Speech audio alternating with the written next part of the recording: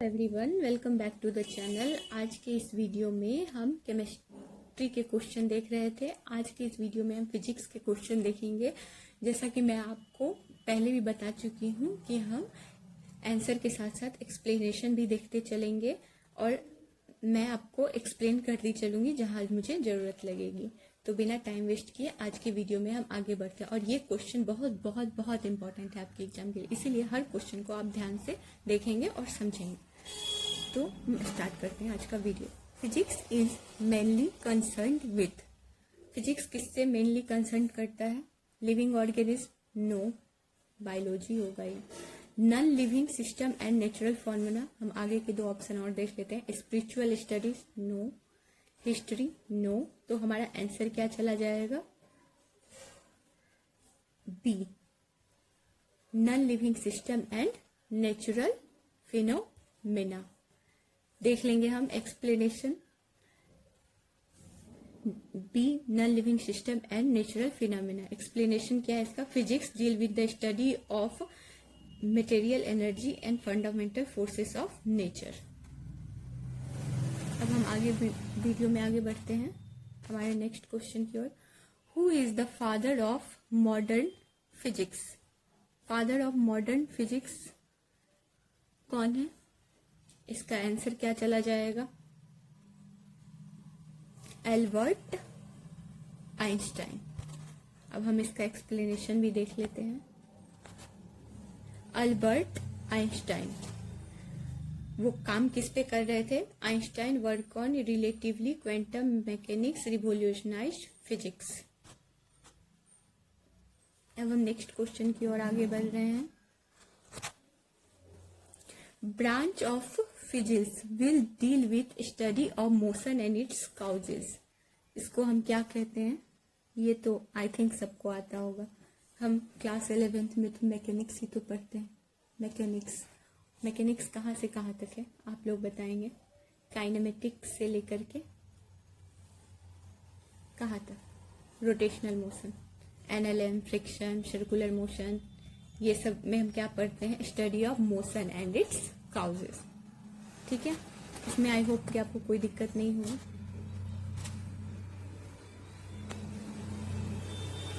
Mechanics object in motion and the forces using them.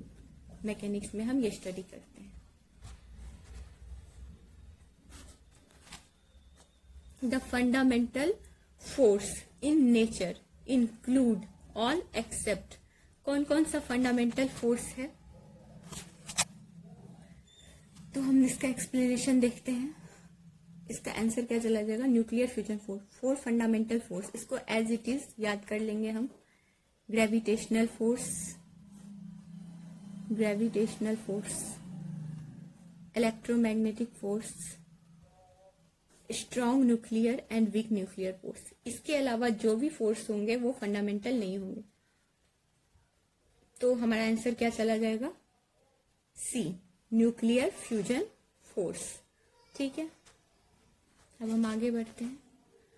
Study of heat and temperature falls under. Study of heat and temperature mechanics. Option eliminate करके हम बहुत आसानी से answer ला सकते हैं। Electrodynamics? No. Optics? No. क्या चला जाएगा हमारा आंसर? थर्मोडायनेमिक्स। थर्मोडायनेमिक्स किस चीज से डील करता है?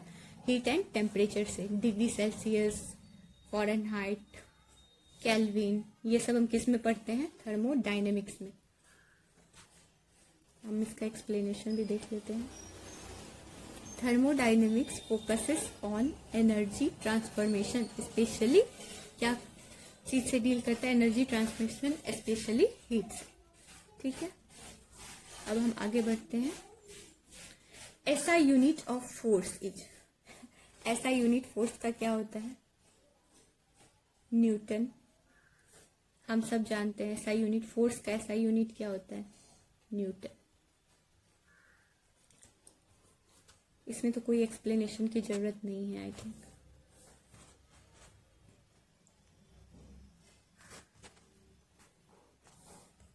अब हम नेक्स्ट क्वेश्चन देखते हैं। Physics is considered an object. वो क्या? Physics is considered an exact science because it क्या होता है? Explain supernatural event, no, use mathematic equation to describe natural phenomena. हमारा आंसर क्या चला जाएगा? बी। क्यों जाएगा बी? क्योंकि हम जानते हैं मैथमेटिकल इक्वेशन से हम क्या डिस्क्राइब करते हैं? नेचुरल फिनोमिना फिजिक्स में। Who formulated the law of motion? Laws of motion किसने दिया था? हम क्या बोलते हैं? Newton's laws of motion. कितने लॉज है न्यूटन के? 3 लॉ है। तो हमारा आंसर क्या चला जाएगा? B. Newton's law 3 law form the foundation of classical mechanics. I hope कि आपको सारे लॉज याद होंगे। नहीं याद है तो याद कर लें आप। Unit of electricity and magnetism was achieved by. हमको इलेक्ट्रिसिटी एंड मैग्नेटिज्म कौन से साइंटिस्ट ने बताया था? यूनिफिकेशन, मैक्सवेल ने।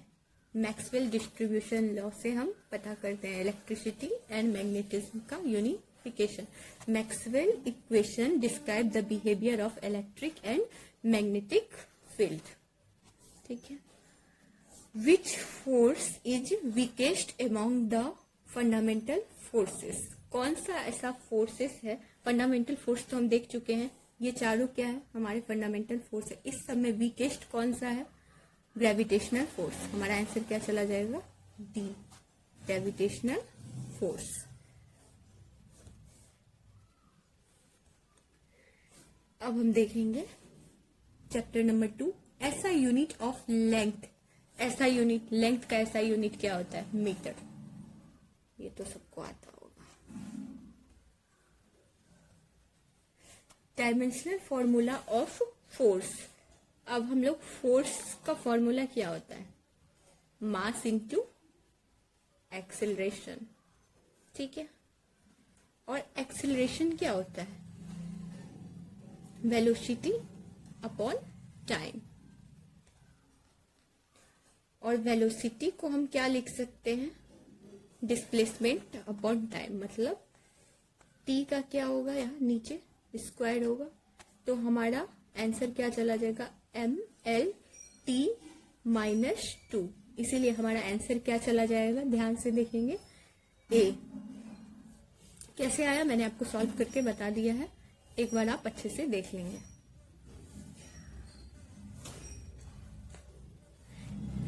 The number of significant figure in 0.00560। अब मैं आपको एक ट्रिक देती हूँ। इनिशियल 0 को हम क्या करते हैं? इग्नोर करते हैं। डिसमल के इनिशियल 0 और ऐसे भी नंबर से पहले वाले 0 को हम क्या करते हैं? हमें नहीं देखना है। इनिशियल 0 को हम इग्नोर करते हैं, चाहे वो डिसमल से पहले हो या डिसमल के बाद हो। ठीक है। तो हमारा सिग्निफिकेंट फिगर कितना आएगा? ओनली 3। इसीलिए हमारा आंसर क्या चला जाएगा? 3। ये बहुत इंपॉर्टेंट क्वेश्चन है, आप इसे ध्यान रखेंगे। Which instrument is used for measuring small length and high precision? Answer क्या होगा? Answer number B, vernier calipers. अब हम लोग देखेंगे प्लैंक कांस्टेंट का यूनिट। प्लैंक्स कांस्टेंट को हम डिनोट किससे करते हैं? एच से। ठीक है।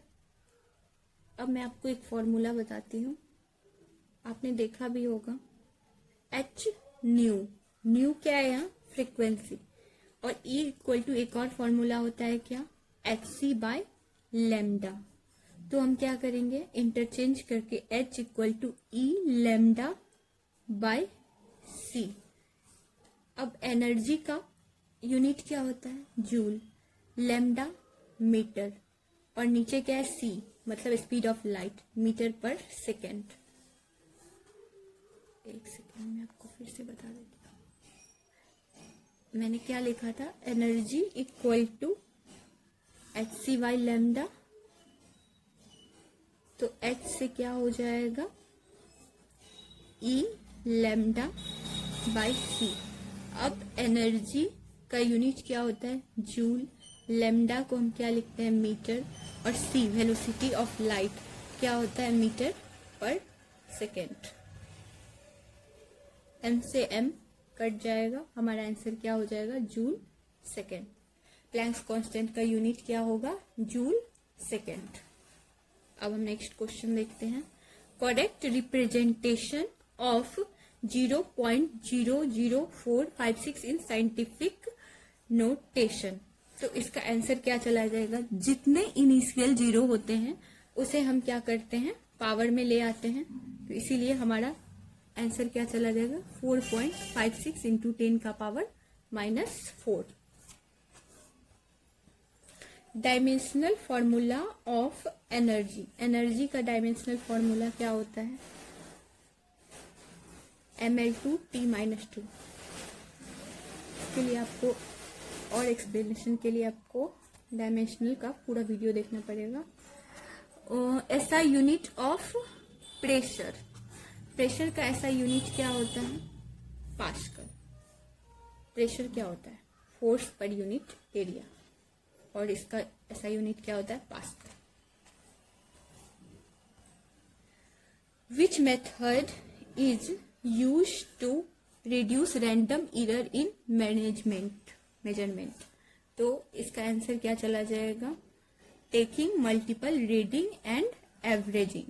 इससे हम क्या कर सकते हैं? रैंडम एरर को मेजर कर सकते हैं। टेकिंग मल्टीपल, इसलिए हमारा आंसर क्या चला जाएगा? B. The unit of density. अब डेंसिटी क्या होता है ये आप सबको पता होगा। डेंसिटी क्या होता है पता है ना? डेंसिटी को हम कैसे लिखते हैं? मास पर यूनिट वॉल्यूम। मास का क्या होगा? केजी पर मीटर क्यूब। इसलिए हमारा आंसर क्या हो जाएगा? बी, केजी पर मीटर क्यूब।